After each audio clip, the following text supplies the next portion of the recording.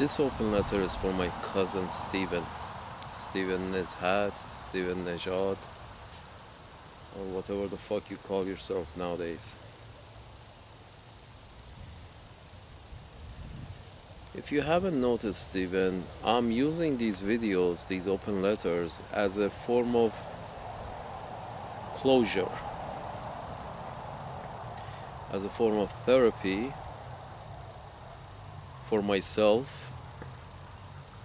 and as a form of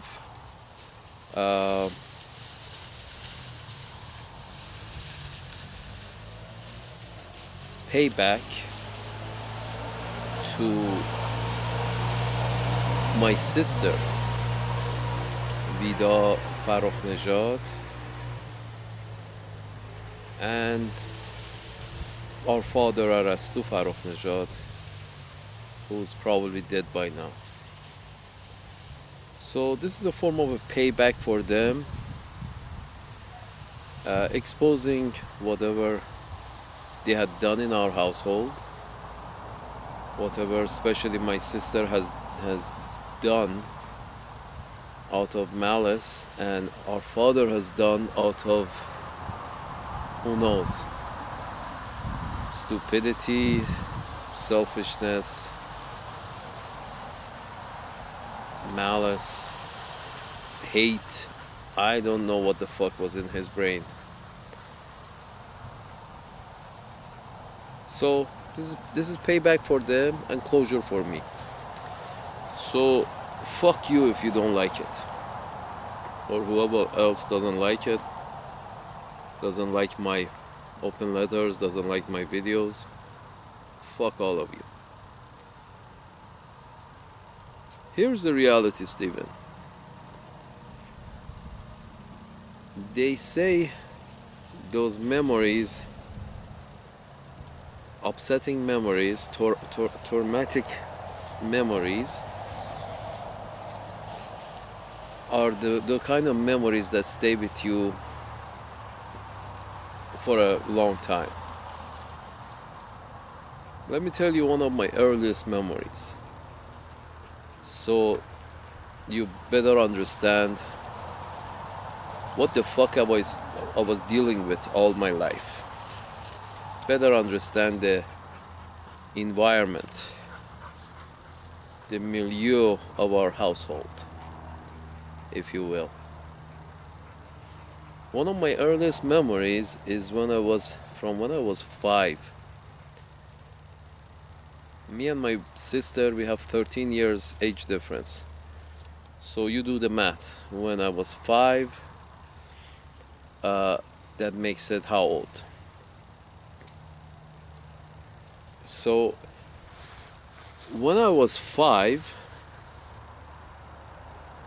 I have this memory, 5 or 6, and my brother, my age difference with my brother is 11 years.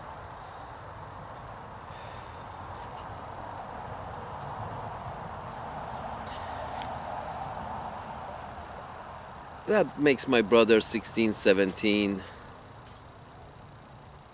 I don't know, 18, my sister 20, 21. I was 5, 6 or 7, around there. First grade or maybe in kindergarten. What I do remember is I was on the ground over some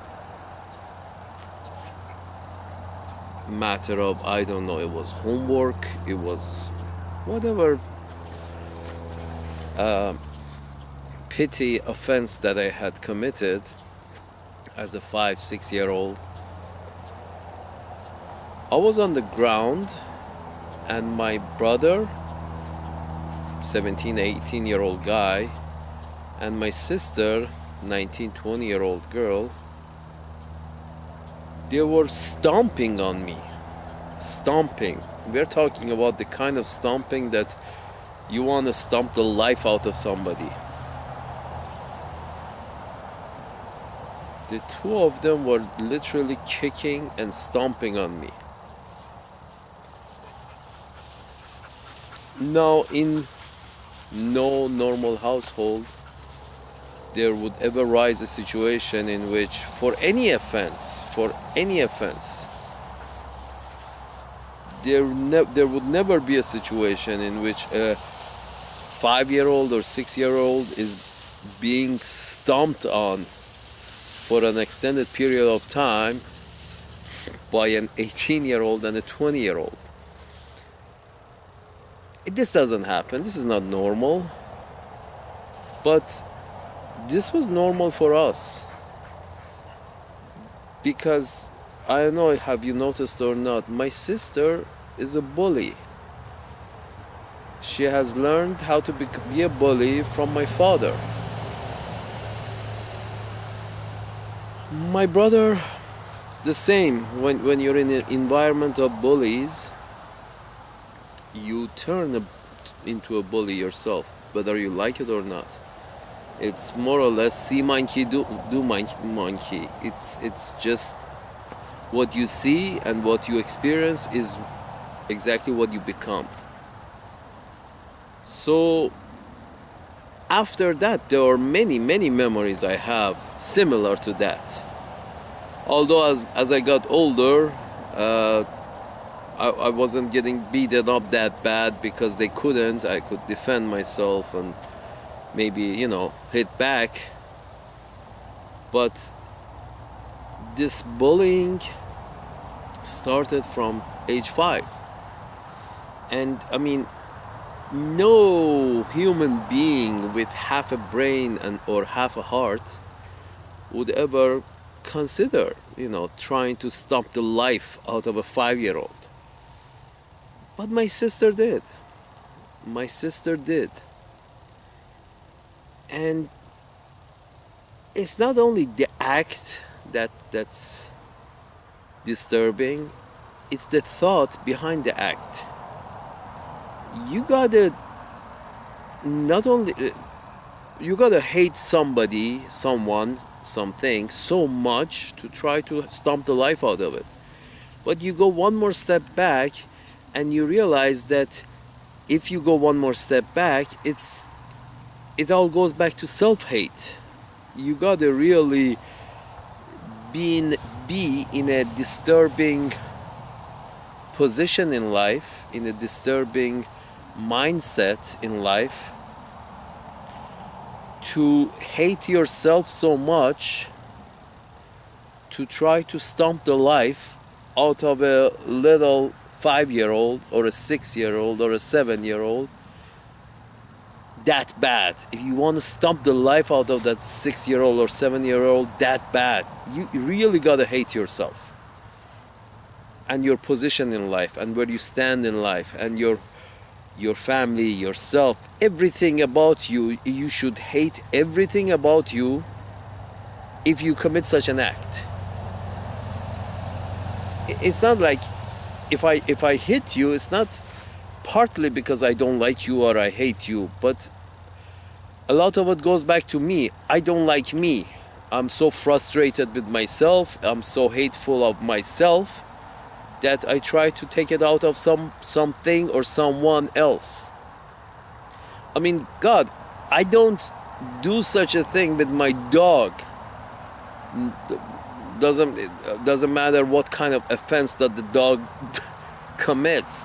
However horrible offense does a dog commit, you don't do that with your dog. No one does that. Well, sane people don't do it. My sister at age 19, 20, she was going to university.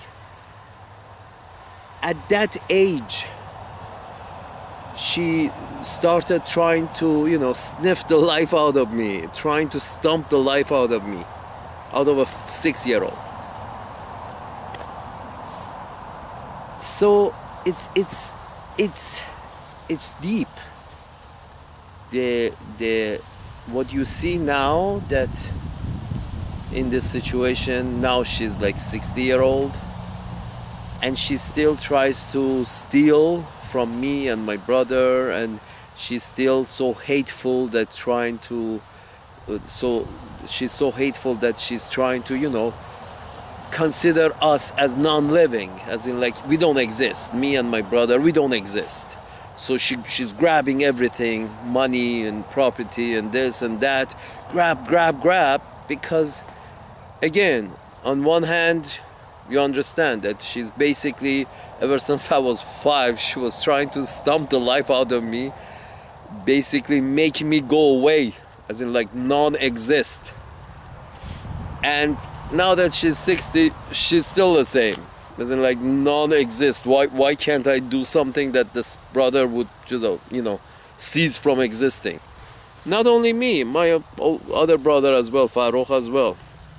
Our sister has always been like this, always. It's just she has been the first child, and somehow at age 60 she resents that she's not the only child, that she has brothers, and she resents the fact she still hasn't come to grips, hasn't accepted the whole idea of not being an only child.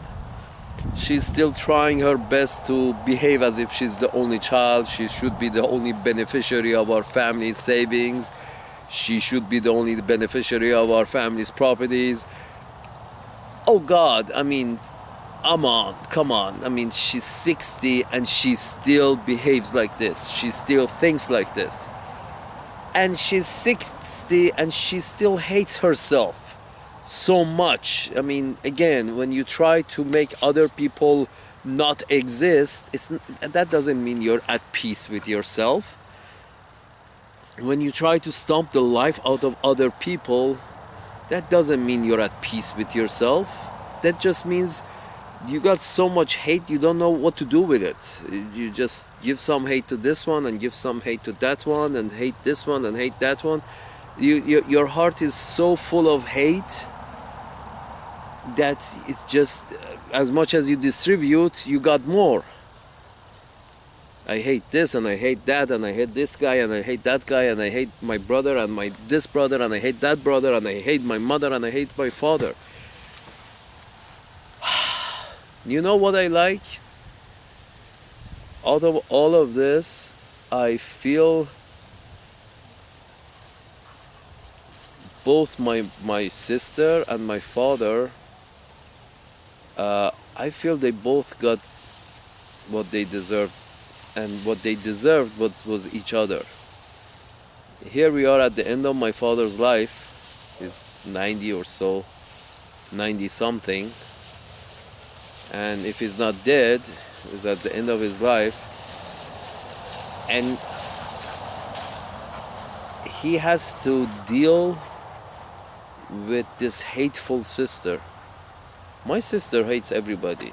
As I said, her heart is full of hate.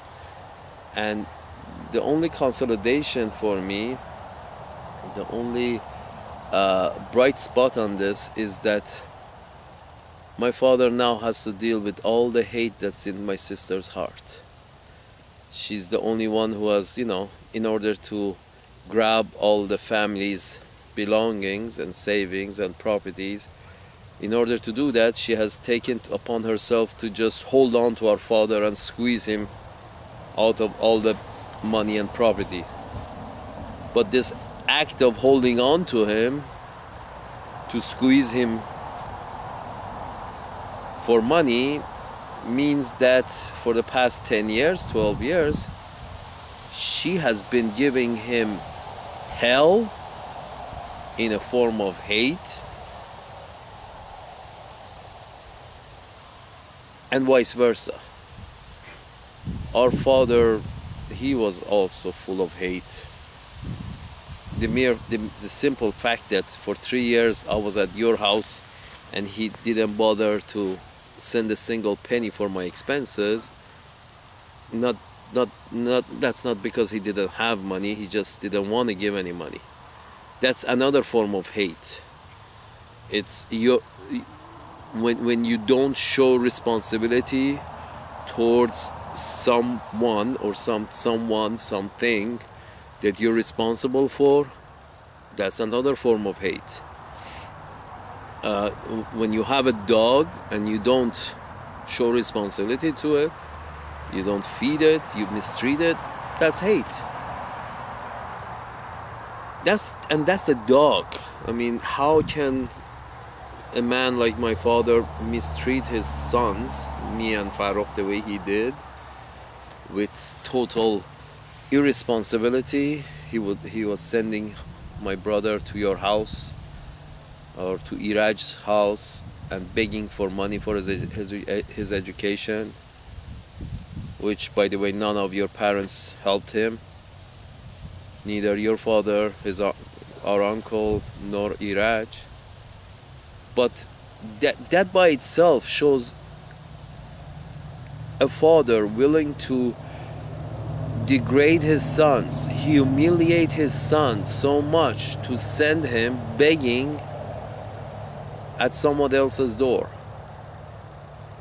How much hate can a father have towards his son to force him to humiliate himself to such a degree? Because the reality is, Stevens, the reality is quite simple. If I have a family and I'm not first of all, my father had the money. He had a big house at a good part of Tehran. He could have moved to a smaller house and, cash out the house and send the money to Farokh or me from our expenses until we can get until we can get on our feet. It's simple. When you're a parent and you're responsible, you do what you can for a period of time until your kids get on their feet. You don't just throw your kids back and forth and humiliate them and throw them here and throw them there and bring them back and send them away and bring them back, try to make everything as cheap as possible, not give a fuck. You don't do that. You don't try to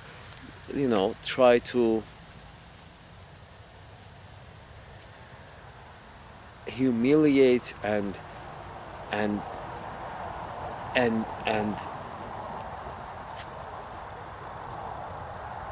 make life so miserable for your children that they want to kill themselves. You don't do that. But our father did. Although he had money beside the house, he had an orchard, big orchard, that he could have started selling it, some of it, parts of it, and send some money.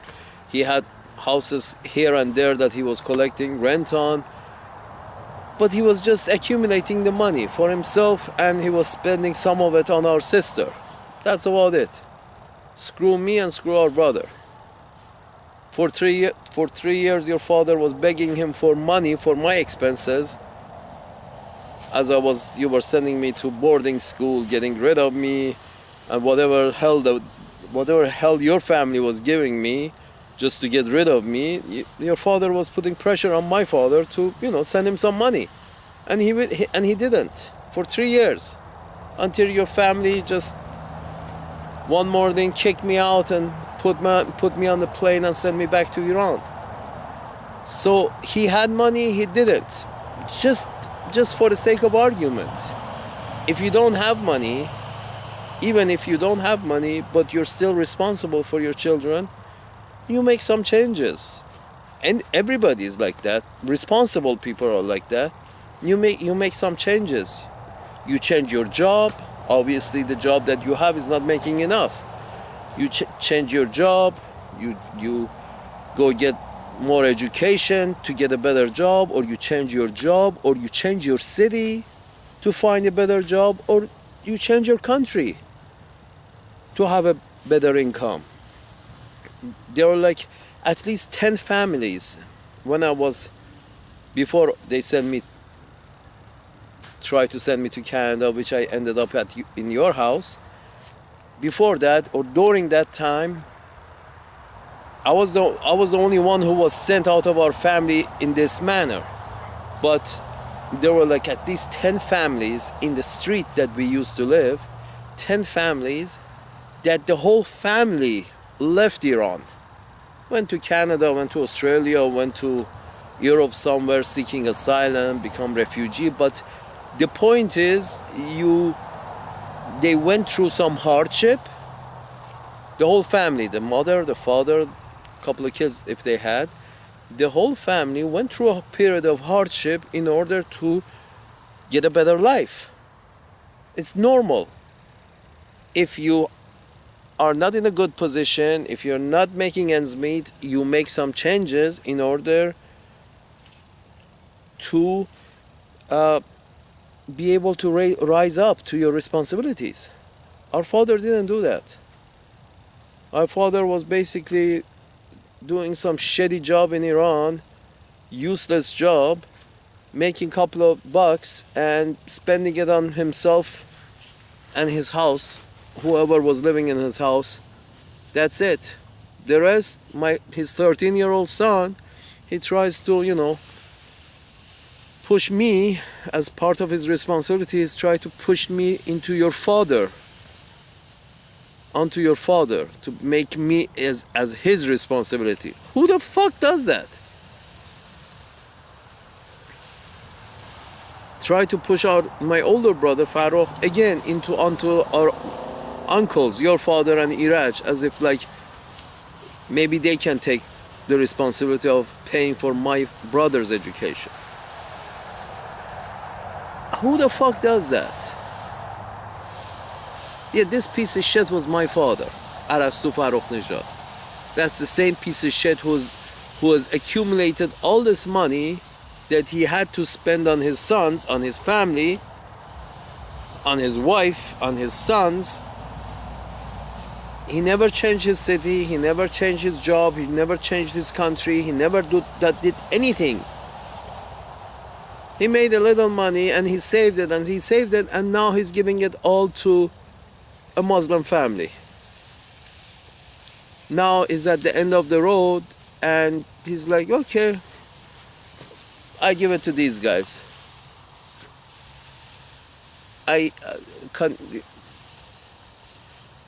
Basically now he's eating like, if you calculate, every plate of food he eats in my sister's house is about $1,000 a plate. He's paying $1,000 per plate of food to my sister. That's why she's feeding him for the past 10 years. It's mad. It's mad. It's just that hateful sister of ours and this father who was so selfish and stupid and lazy and irresponsible. And you don't know which one to, complain about. As a kid, I never complained about any of these because they're my family. I mean, who you're going to badmouth? Your own family? It's not logical. But what if your family is like this? And they don't want to change, as in like, I have had talks like this with my sister many times, with my father many times. Try to, tell them what the fuck you're doing. I mean, what the fuck are you doing? They just don't understand, don't want to change. They just hate themselves, hate me, hate each other. And all the time with this knife in their hand, they're trying to cut each other. Like a fucking family of mafia. Like a mafioso family. It's like everybody with a knife in their hand trying to, bully each other and intimidate each other and cut each other and grab from each other and steal from each other. It's like, oh fuck.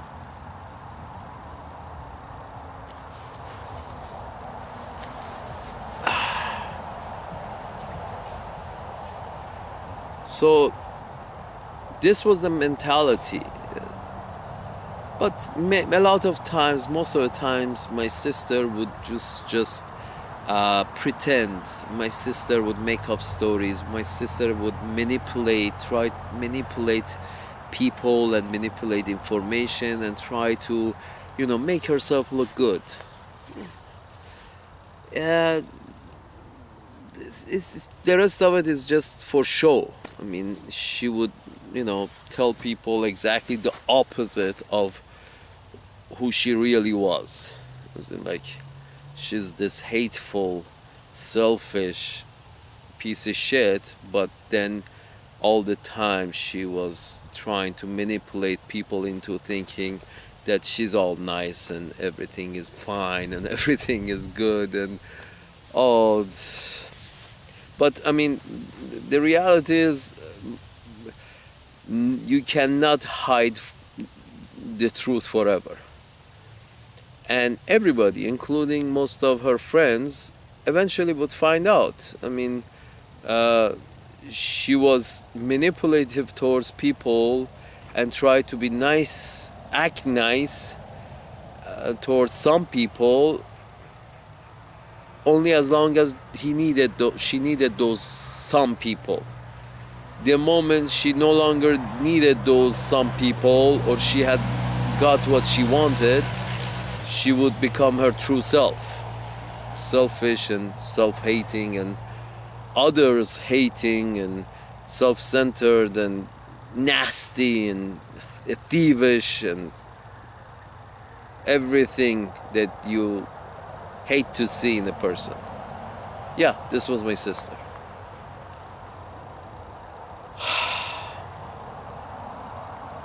Stomping the life out of a 5-year-old. Who does that?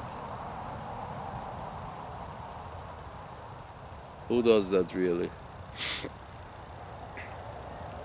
Anyway, this is the case and nothing ever changes. Our sister was like this and is like this and will be like this because nothing ever changes. Again, you can talk about this in terms of who she learned this from, why she hated herself. Well, a lot of hatred came from she feeling inadequate in comparing herself and our family to that of our aunt's family. And our aunt, you probably know, Haji. She felt like the rest of our family, like our father, like her brother. They felt a little humiliated, a little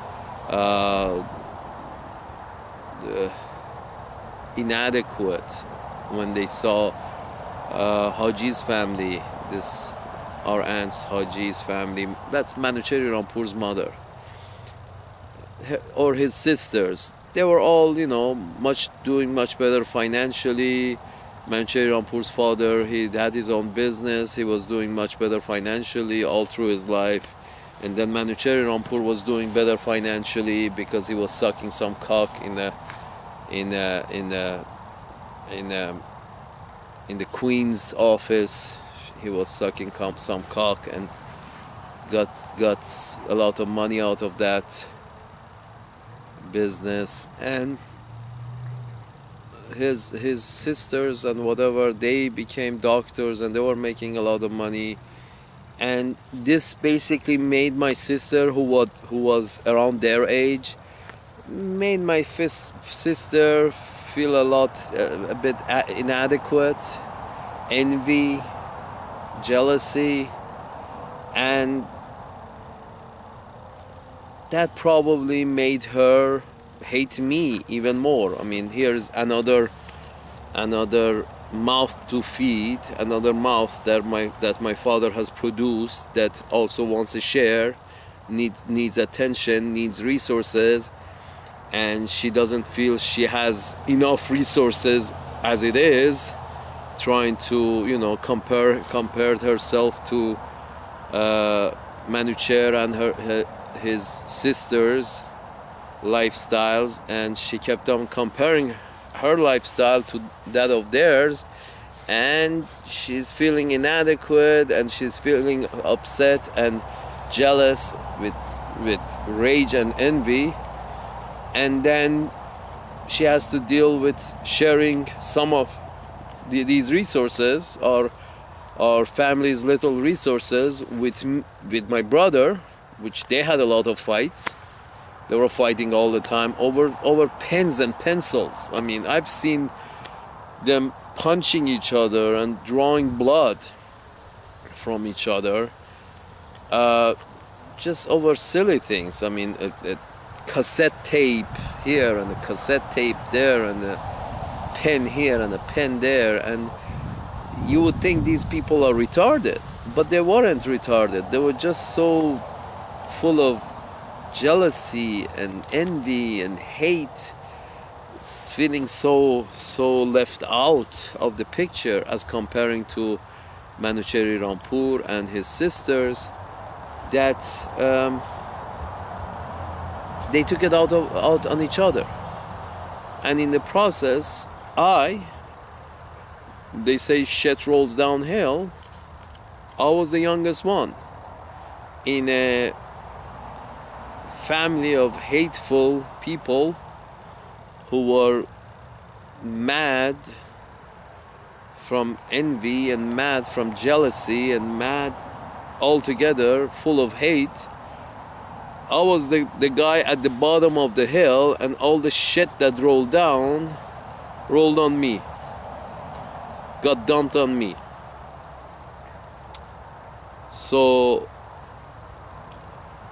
I mean, I have read these diaries that my brother had, that he was complaining so much that about his life, about how our sister is bullying everybody, including him, and she's giving him such a hard time. And the funny thing is, like, sort of like, he was complaining. I was the motherfucker at the bottom of the hill. Even the shit that he didn't want, he would roll down onto me. So, yeah.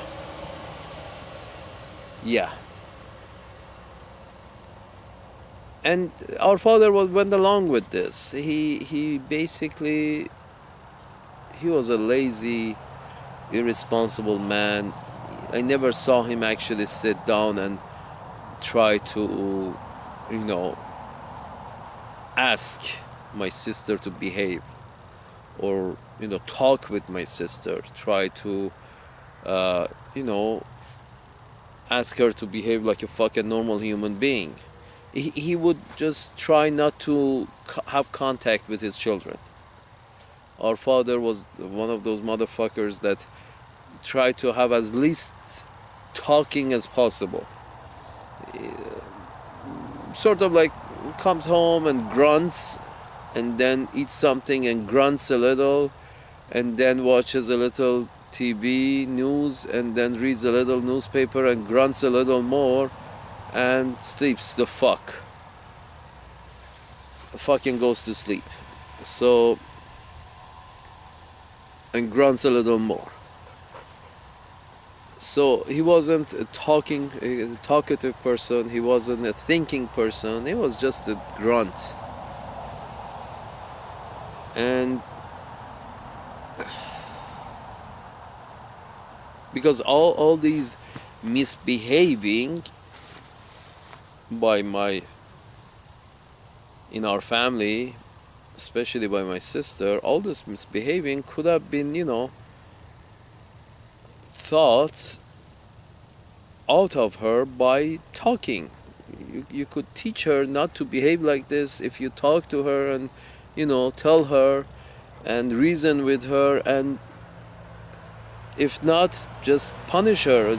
Just punish in terms of, okay, you can't have this now, or you can't have that now, or if you misbehave like this, we are not going to give you such and such a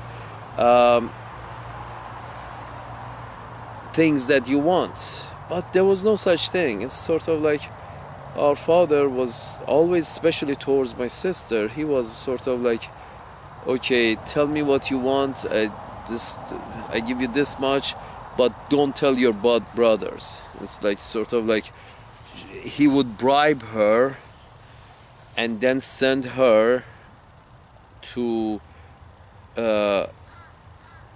bully us into silence. Sort of like, you take this money, go get what you want, but then make sure your brothers don't know, or if they know, you bully them, because I don't have enough to give them as well.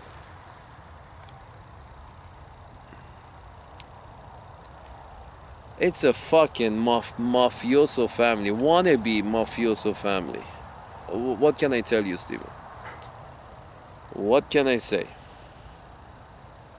A shitty household. I'm sure you have had a somewhat close to the, maybe not exactly this kind of experience, because your father on a daily basis dealt with a lot of people, and a lot better people, and he had a university education.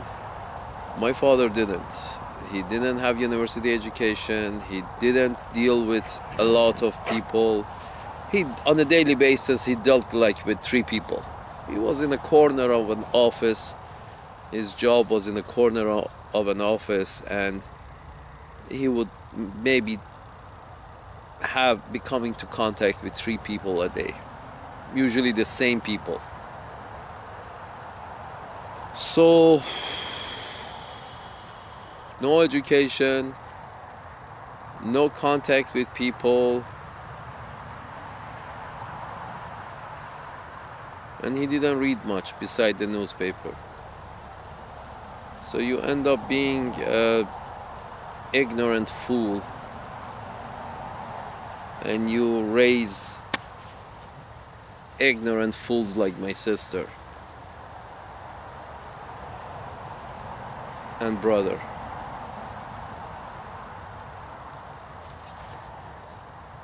I include my brother in this matter is because, as I said, shit rolls downhill, and I got a lot of shit from him.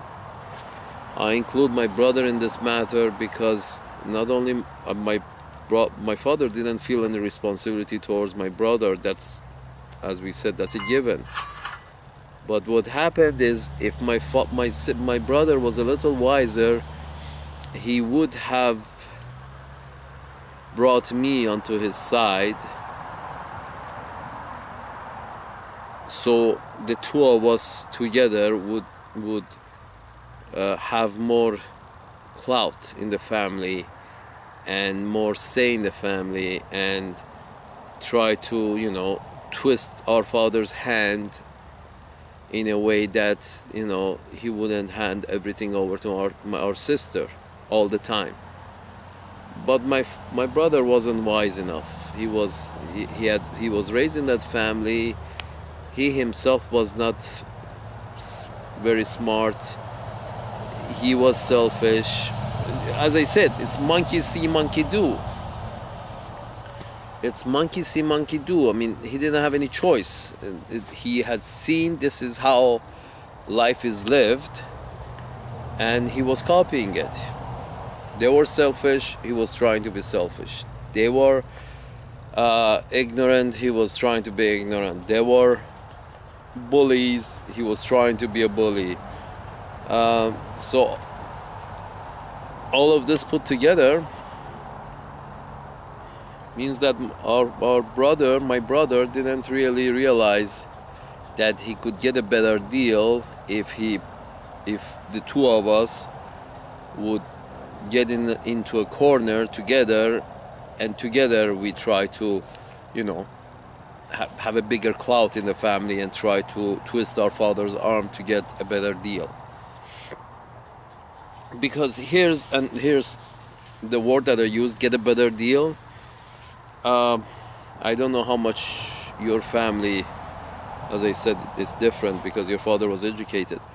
But the reality is, in our family, as it is in many ignorant, irresponsible families,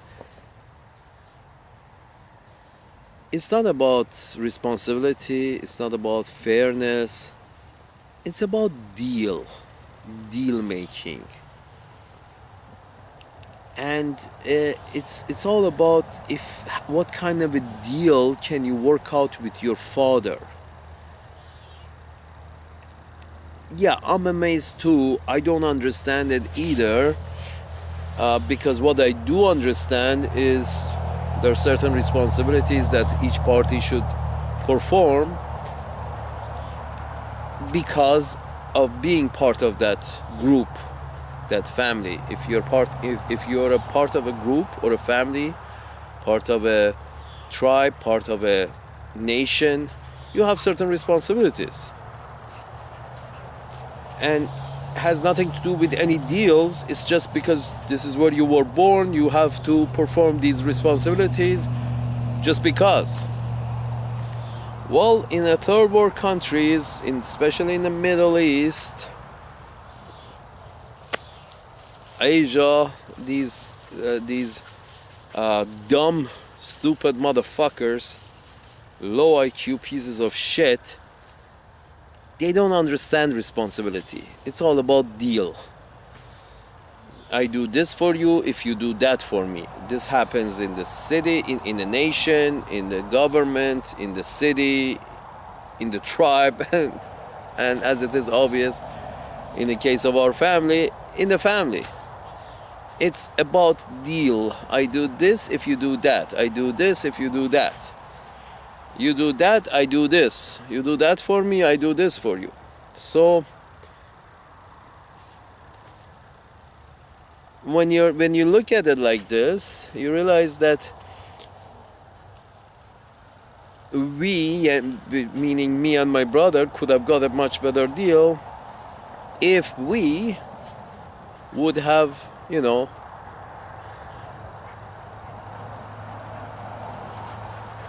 become one, united. So in order to have more clout and more say with regards to our father. But unfortunately, he also, as much as I try to, get close to him,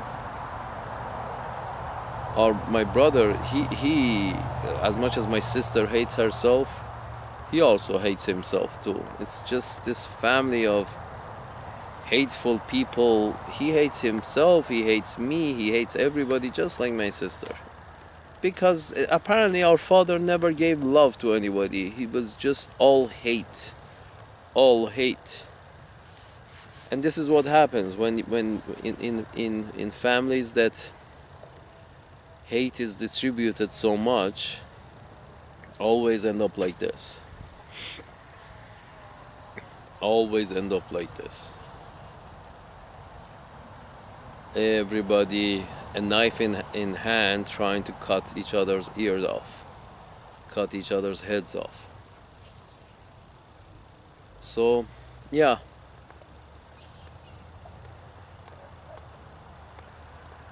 I mean, it's kind of unfortunate that at 12 years ago, when I left my house with a backpack, I was happy that I don't have to see my father anymore. I don't have to see this motherfucker anymore. I don't have to see my sister. I was happy. Before that, I always tried to sort of like work it out with them. Try to, work it out. Try to be nice, to try to work it out. But they don't understand nice. As I said, when I was nice, you would see, as once I told you, I don't know if I told you in one of these open letters, for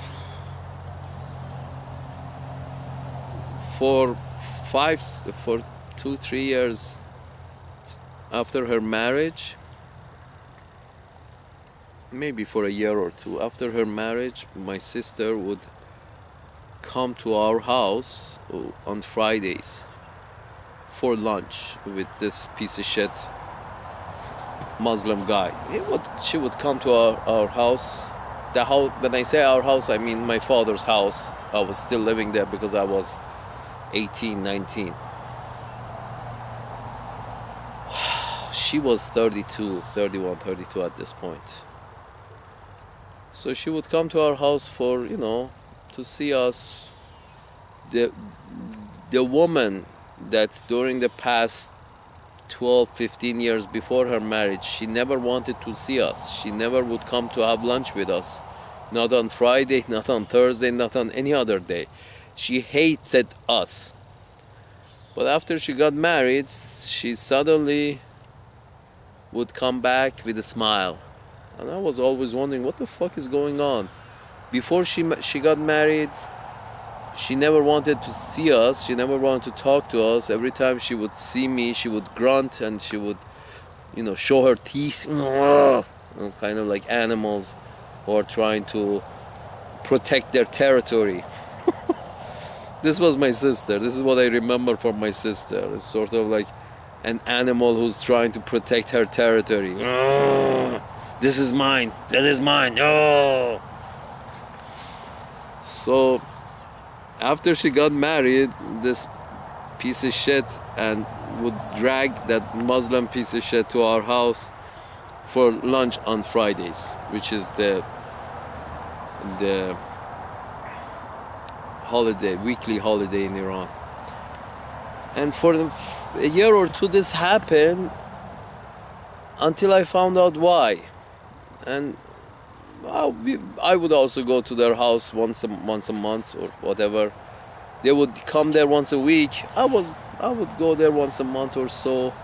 It was maybe a holiday, maybe a birthday, or they would invite. I wouldn't go there just because. They would invite the whole family, so I would also go there. In one of these times that I was there,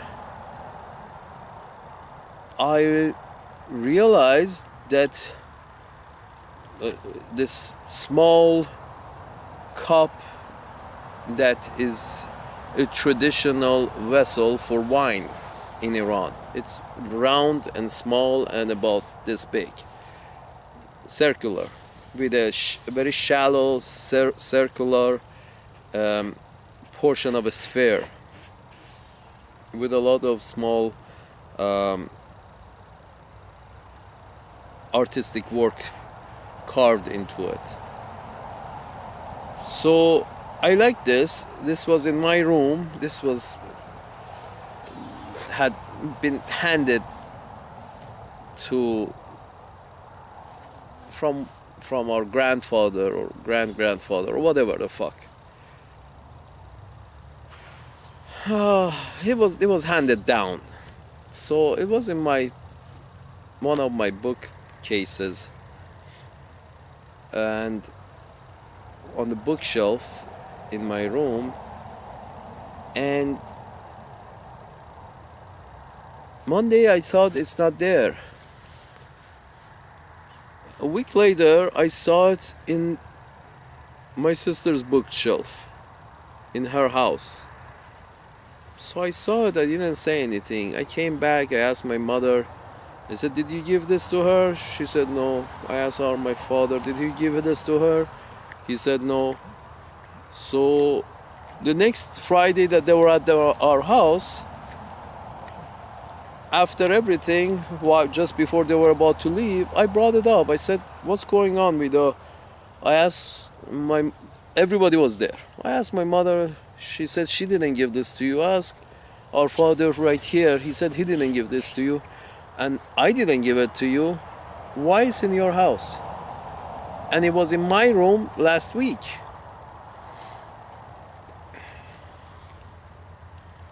She started getting mad, and that shit husband started getting frustrated. He pulled my hand aside and he started saying, you think you're gonna win? Just, you see, a bully attracts another bully. My sister, that attitude, that behavior, no normal human being is going to marry a woman with that kind of behavior, attitude, perspective in life. A thief, a cheat, a bully. So what she has attracted was a Muslim bully, a piece of shit Muslim who's also is okay with stealing and cheating and bullying and stealing and cheating and bullying. So this guy pulls me aside, again trying to, say who's the boss. So what are you doing? Very quietly. What are you doing? So I pulled my hand, get the fuck out of here, piece of shit. You think I'm 5 years old? So I push him aside, I come back, stand in front of my parents, and again try to continue this conversation to find out what's going on. So she has nothing to say. She has nothing to say.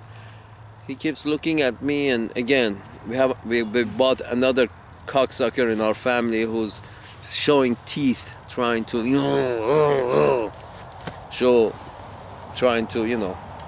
intimidate.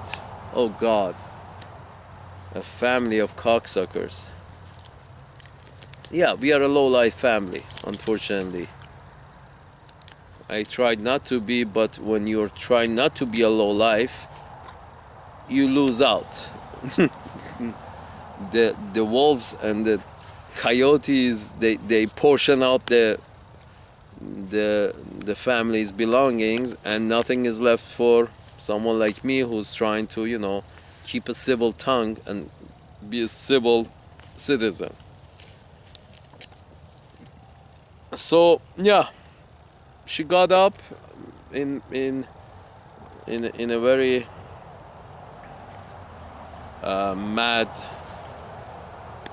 face and mad situation with her piece of shit husband. They left the house.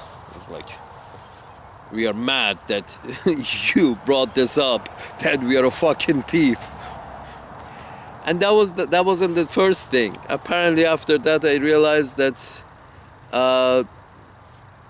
every Friday that she would come to our house, she had a couple of jobs. One, she was trying to, although she didn't live in our house anymore, but she was still trying to come and trying to assert her position, trying to bully me still. That's one aspect. The other aspect was every time she would come, she would sort of like hint on me that, why aren't you leaving the house? Why aren't you going away? Sort of like. And then the other aspect was basically anything that she could fit in her purse, she would put in her purse and take it to her house. Just like a common thief. I mean, I realized some years later that this same behavior happened when once I took a prostitute to my room, and I left the room for 5 seconds. I came back, and later on I realized that a few things were missing again from my bookshelves. That 5 seconds that I left the prostitute in my room, I don't know, because the phone rang or something. Well, like 5 seconds, 30 seconds. I left the prostitute in my room. By the time I got back, she apparently has nicked a few things off my bookshelf. That's a prostitute. That's what I'm trying to say, is that this is the kind of low life that is my family, is my sister. Her behavior is the same behavior that the prostitute does. Steals stuff off the shelf, off your shelf, if you leave her alone for 5 seconds. What kind of family is this? That's my family. That's the kind of family that the Zoroastrian girl goes and such a girl can't call herself Zoroastrian, so she goes and fucks a Muslim, becomes a Muslim wife, or better yet, a Muslim servant. Up to the point that she was living in our house, it was all like, I am an architect, I am an architect, I am an architect. You guys are below me, you guys are way below me. None of you can speak to me because I'm an architect. 6 months after she got married, I went and saw she's staying home and cooking and cleaning. I said, sis, what's going on? You're not working anymore. And she said, yeah, we had a talk with my husband. We decided he works and I stay at home. I said, What happened to I'm an architect, I'm an architect? You piece of shit. Yeah, this was my sister. She needed another bully to bully her into becoming a servant. Because in reality, she was never good at her job. She was, and it was another bullying tactic. I'm an architect, I'm an architect. It was sort of like, I am higher, I am better, so everything should, all the resources should come to me because I am that much better than everybody else in this household.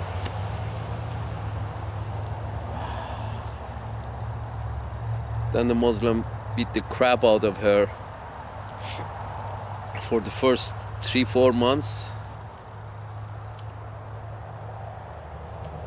He beat the crap out of her. After their marriage, for the next 3-4 months, I remember she tried to leave his house couple of times, 3-4 times, because he was beating the crap out of her. She was a bully, he was a bully. They understood each other. It was just a matter of who's the bigger bully. Of course he's a bigger bully. He's a Muslim and he's a man.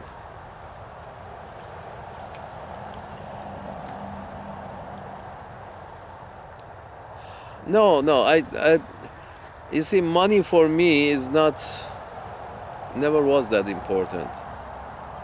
Money is good if you can, if it comes in time, so you can get an education, you can start your business on time. Beside that, money is not that important. But in general, I'm happy that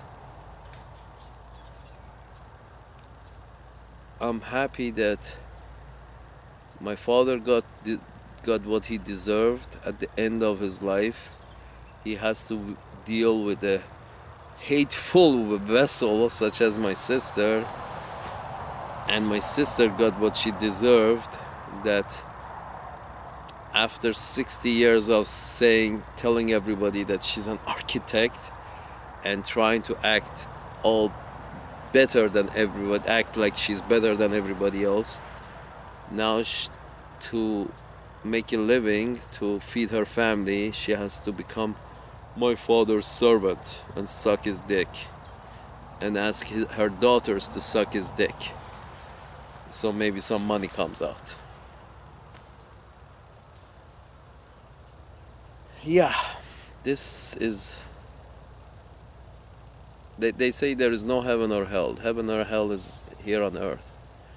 We make heaven or hell for ourselves with our own behavior.